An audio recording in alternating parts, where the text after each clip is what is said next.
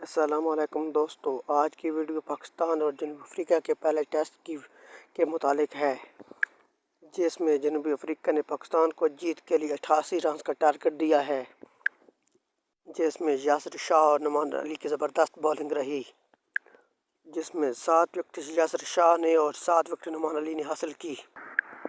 نعمان علی نے ڈیبیو میں ہی ایک اننگز میں 5 وکٹ حاصل کرنے کا اعزاز حاصل کر لیا۔ یاد رہے، نعمان علی کئی سال سے ڈومیسٹک کرکٹ میں اچھا پرفارم کر رہے تھے، لیکن ان کو موقع نہیں دیا جا رہا تھا۔ نعمان علی کو اب ٹیم میں موقع دیا گیا۔ نعمان علی نے دھواں دھار انٹری کر بتا دیا کہ ڈومیسٹک کرکٹ کا پرفارمر ہمیشہ پرفارمر ہی رہتا ہے۔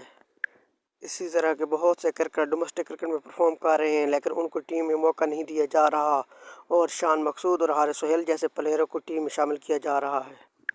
اور یاد رہے، فواد عالم کو 10 سال بعد ٹیم میں شامل کیا گیا تھا۔ 10 سال فواد عالم نے ڈومیسٹک کرکٹ میں پرفارم کیا، اس کے بعد ٹیم میں شامل کیا گیا ہے۔ فواد عالم کا ٹیم میں آنے کے بعد نیوزی لینڈ کے خلاف سینچری کی تھی، اور اب سے ساؤتھ افریقہ کے خلاف ایک زبردست سینچری کر کے پاکستان کو مشکلات سے باہر نکالا تھا۔ اور چیف سلیکٹر کو چاہیے کہ اب ڈومیسٹک کرکٹ میں جو پرفارم کر رہے ہیں ان کو ٹیم میں لایا جائے، جیسے کہ کمران اکمل اور خرم منظور بہت اچھا پرفارم کر رہے ہیں اور کئی سال سے کر رہے ہیں، ان کو ٹیم میں شامل کیا جائے۔ پاکستان کرکٹ بورڈ سے گزارش ہے کہ ڈومیسٹک کرکٹ کو عزت دی جائے، تاکہ اسی طرح کے پرفارمر پاکستان کی ٹیم میں جیت میں اہم کردار ادا کر سکیں۔ دوستو، ویڈیو کو لائک اور شیئر کر دیں اور کمنٹ کرنا نہ بھولیں، اور جنہوں نے چینل کو سبسکرائب نہیں کیا وہ چینل کو سبسکرائب کر دیں۔